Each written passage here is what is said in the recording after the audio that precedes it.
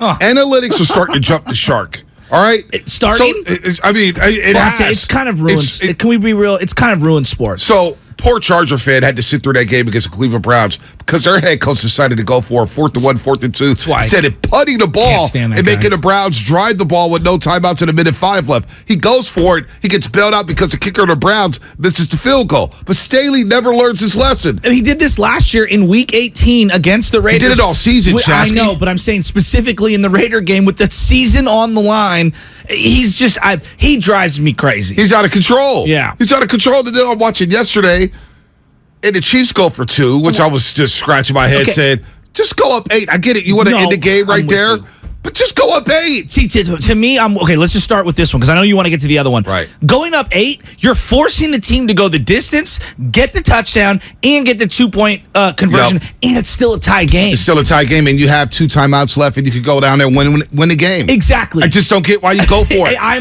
just 100% with you. Now, the bettors, the Chiefs would have gone up past the 7.5. The point spread was 7.5. Me and a few other people had the team total of the Kansas City Chiefs over 30.5. So I'm pissed off about that. I'm just like, wait, you went for 2, but no money aside. Money aside. You go for 2? Wait, the Chiefs over was 30.5? Yes, team total. You got to be kidding me. Yes, team total. Vegas is just on point. And they go for 2. And I'm sitting there thinking, you got to be insane. And of course they don't get it. That layer. Of course they don't get it. Of course they don't get it. Dude, I lost a bet. I'm sorry for laughing. No, it's fine. How? Listen, I lost a bet Sunday, right? Check this bet I lost out before we get back into Chiefs race. This is Bad Beats. Bad Beats. You, Scott Bonte edition. Yeah. I had the Buffalo Bills minus half a point in the third quarter against the Pittsburgh Steelers with the over-under set at 6.5. The Buffalo Bills, with just over 3 minutes left in the third quarter, have the ball at the 1-yard line, Shasky. First and goal at the 1. First and goal at the 1. I'm sitting there, okay, let's just punch it in. Boom, we cash this ticket. We move on to the next. You do want a Josh Allen between the tackles run. They run a shovel pass to the third-string tight end who fumbles at the inch line and the Steelers recover. And I said, you know what? I got to go take a walk. I've never seen it. The Buffalo Bills have been scoring up and down all day. And they run a shovel pass to the third-string tight end getting cute. And this jabroni fumbles at the inch line. What's his name? I don't even care. I don't want him to know. Oh, my God. I didn't even know that. Oh, my gosh. I was all over the place on the board this week. Look, it was an okay weekend, but when you lose stuff like that, how about having the George Kittle receiving prop? Hey, 62.5 yards. He picks up 47 in the first half. Doesn't even get a target in the second half. Are you serious? Yeah, gambling is off the chain. Gambling's off the chain. I see why Guru is not liquidating all assets. But let's get to the Raiders' 2-point conversion. Hey, for one split second, Guru's getting destroyed. Anytime we post anything now on Instagram and Facebook about anything, we're all getting destroyed. Oh. Like the audience out there, everybody, when you see a 30-second clip, I'm the defending Guru here. When you see a 30-second clip posted on one of our social media, can you at least understand that it's not just the 30. It was a larger, nuanced discussion that might have taken 25 minutes, and they clipped 30 seconds. Like, for example, I like Andy Reid. Oh, Shasky likes Andy Reid. Oh, my God. Whoa. And it might have been like, I like Andy Reid, but they never give you the but portion of it. Anyway, continue. I apologize. You just referenced Guru. I felt bad for him. Guru's boy, Brody Blitz, came at us on 95.7 The Game Friday. Everybody's coming at us. Well, it's like I try to tell people, I'm like, I can't be a simultaneous homer and hater. Like, one's got to give, y'all. Dude, I've been called Garoppolo cheerleader. I've been called Garoppolo hater. I've been called a clown. I've been called every name in the book this football season. Football season, I'm like, you know what? When football season ends, I'll be a happy man. Because it seems like football fans have jumped the shark. Anyway, the Raiders. Okay. They score, and it was a beautiful dime from Derek Carr. Oh my God. The deep ball. You're talking about the one to Devontae. That was one of the best throws. The first one was great, but the second one was just incredible. Incredible throw. Yeah. One of the best throws I've seen all season. That's what I'm saying. Perfect spiral, steps up in the pocket, just lets it go. And that's where he teases you with the arm talent. I was just like, oh my God, you can make that throw all day. Why don't you do it all time? I know. Jesus Christ. They have a chance to tie the game. And Josh McDaniels was like, 4:37? Yeah, I think there was 4 minutes. At least 4 minutes, right? 4:37, I believe. Yep. And he goes for 2. I don't get that. He goes for 2. Well, especially when they've been scoring in the whole second half. I mean, it feels like since the Raiders went up, they're up 17-0. Yeah. It's been all Chiefs. I mean, I don't get it. I don't get it. I don't get the analytics. I don't get the decision to go for 2. And you don't get it. It was, let me see here. It was 4:27 left in the game. 4:27 left. Minutes. So you got a couple timeouts. Make the Chiefs score and take the lead. And of all the teams that have explosive offenses that could score almost instantaneously, you would think it's the Chiefs. So tie the game up to me and try to play defense. And if they score, you're going to still give your opportunity chance to answer back. Right. Well, now, I don't know if Matt Rule was going by analytics Sunday for the Carolina Panthers. That 2-point conversion made no sense. It was 17-9. They scored a touchdown to make it 17-9. And then he went for 2 there. I don't get it. And now you're forcing yourself to go for 2 later. And you're chasing points. And just, again, we're overthinking this thing because the spreadsheet people who have never played sports in their life, they don't understand there's context. It's the same thing I say about an at-bat. I've talked to so many baseball players, and it's worse in baseball. Well, they're like, oh, an at-bat in the 3rd inning is the same as a bat in the 8th inning. No, it's not. It's completely different. Yeah. Oh, if a guy's batting, 257 all year and he pinch hits in the 8th inning with the bases loaded, it's the exact same as him starting the game off in May. Like, no, it's not. No, it's not. It's completely different. What if I haven't taken an at-bat for a week? Right. All right? You're telling me I'm just going to go there ice cold and I'm going up against Billy Wagner? You know what I mean? Like, the advanced analytics, it's jumped the shark. At some point, the game I'm watching has to matter. The context of, is my team playing well right now? Is Frank Clark on the field? Like, I'm just saying, like, all the variables. Hey, our cornerback is getting dusted in this particular matchup against Devontae Adams. Right. None of these things seem to matter anymore. No, it doesn't. Hey, the crowd's going crazy. I've already burned a timeout. Right. We're reeling. My defense is exhausted. Right. None of those things matter. It doesn't matter. It's what does the robots. spreadsheet say? It's all these driving robots. me nuts. Oh, it's driving. So I was watching Sean Payton, believe it or not, on your boy Colin Coward's show. I turned the TV on. Yeah. And for some reason, one of my TVs, like when I turn it on, it's always on Fox Sports 1. Oh. I swear to God, I never watch the channel unless there's baseball or I thought you were more of a Tucker Carlson kind of a guy. No, I definitely is not. I'm definitely not a I Fox didn't- News guy. That guy. I mean, did you see him talking to Kanye West? Yeah, Kanye, you're absolutely right. It's like two buffoons. two. No, I mean, it's just like, just oh my two God, knuckleheads. a billionaire buffoon. But it's the guy's lost his rocker, Kanye West, and Tucker Carlson's loving every second of it. When you look at these analytics, and like they showed the booth, I think it was the Bengals-Ravens game, because they were deciding whether or not to have Justin Tucker kick a field goal. They had gone for Was it there a before. mathematician They showed up in the booth? They showed the booth. I don't know if it was the Ravens-Bengals game. Okay. I don't know what game it was, but they had the three analytic guys in one little box. A bunch of and they're all nerds. got the headset on with their heads, and they're sitting there like 3 of them. they look like geeks. So wait, absolute time out. nerds. I just want to remember we talked to Mike Holmgren as you're bringing up 3 guys up in that booth, and they all have headsets.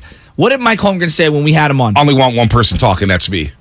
And Unless I ask you a question, you talk. Simplicity. You know what I mean? Right. Like, there's too many. It's not a Wu-Tang concert. I don't need 25 guys with a microphone. Right. You know what I'm saying? Right. One person is in control. Continue. One person. So they got these guys in the booth, and they're like, those are the analytic guys, and they're like biting their fingernails and look all nervous. I'm like, you got billions of dollars on the line. Winning is hard in the NFL. 100%. And you want to lead on these 3 dweebs to dictate a decision that can change the football game? It's too much. Well, and it's too much, Shasky. And now you're the one that has to explain. You have to explain it, not those guys. To the someone, head coach has to explain Max it. Crosby, for example, played his ass off last night. Hey, we're going to go for 2 here, Max, because the guy up in the booth who has not taken a snap of football in his life says we should do it. Yeah, What do you think doubt. Max Crosby's thinking? Oh, Max Crosby's angry. Why? We just busted our ass. We got to stop. Go tie the football game up. I know. Tie the game. I don't. I don't get it. I don't get Eddie Reed's decision. Brendan Staley's just like, they're bailing him out with the Chargers. Oh, there's no Poor doubt. Charger fan. Charger fans got to be sick watching that team every single week. Well, you see this now in the NBA, Bonte. I mean, look, no one wants to take a mid-range. They're like, no.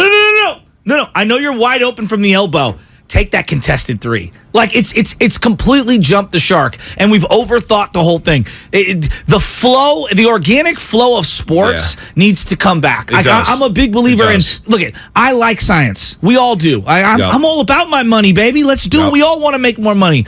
But I also love art. And part of why I love sports is that it does at times blend the science with the art. It feels like we're too tilted in the science direction. Would you agree? Oh, there's no doubt about it. I mean, it's performance art. it's theater. It's theater of the mind. It's not, hey, numbers here and let's just go for 2 because we have a 67% chance to score. Are you sure about that? Are you sure that other team is not better in the red zone than they are, say, outside of the red zone defensively? There's teams that don't give it, like the Bengals, for example.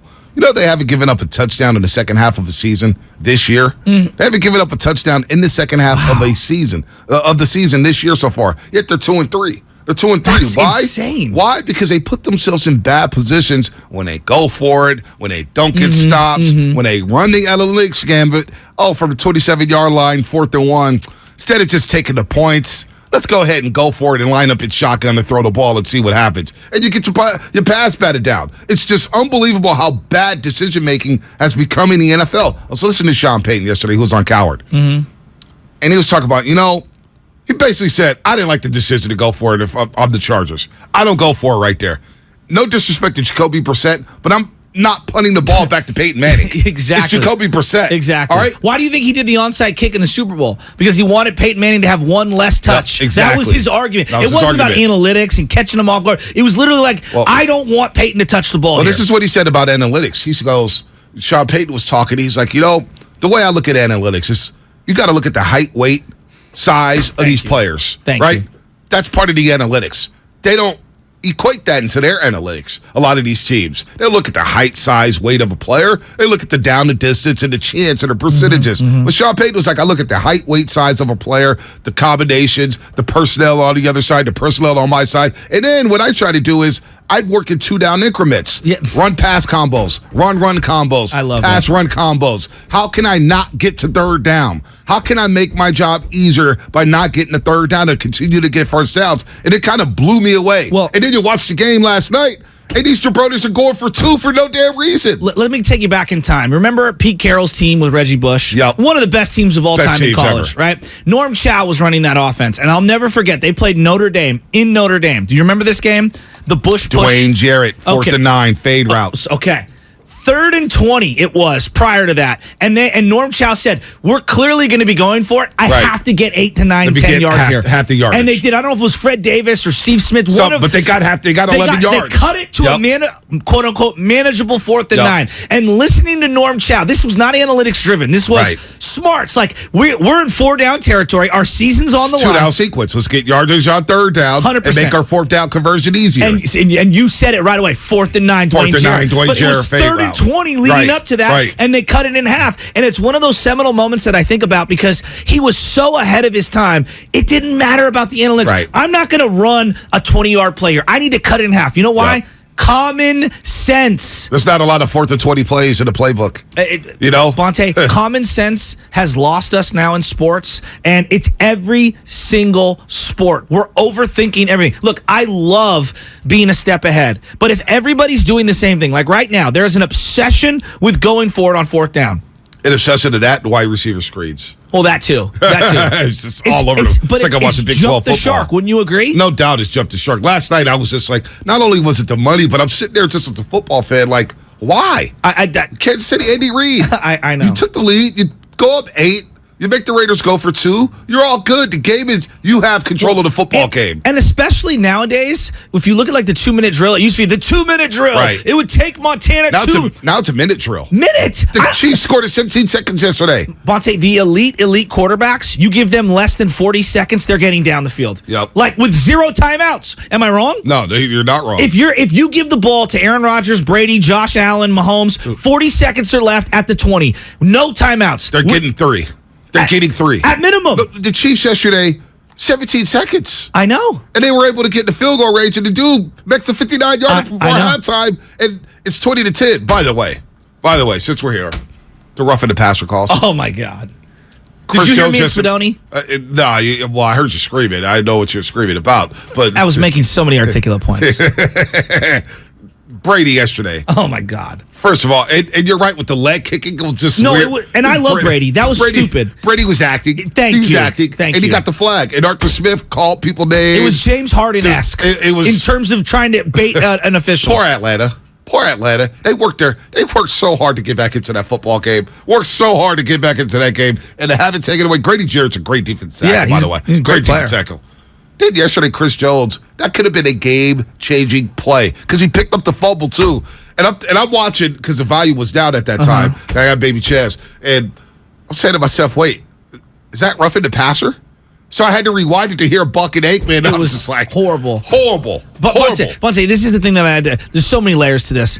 This whole you can't use your full weight on a guy. Wait a minute, I just watched Roquan Smith belly flop on Trey Lance. Nothing. Well, Patrick Mahomes got slung yesterday. He got nothing. We were talking about that. Right. Who was the linebacker? He went to the Pro Bowl last year. Number 5? No. He was the first Raider linebacker to go to the Pro Bowl since Matt Millen. Oh, Perryman. Denzel Perryman. Thank you. I was trying to think of what his. But point being is like common sense. That's where the eye in the sky needs to come in. Like, guys. I know you threw the flag here. I know you've huddled up. We got to pick that flag up. You got to pick it up. We can't have all of America. Because let's just say there's 10, 20 million people watching that game. I don't know what the exact number is.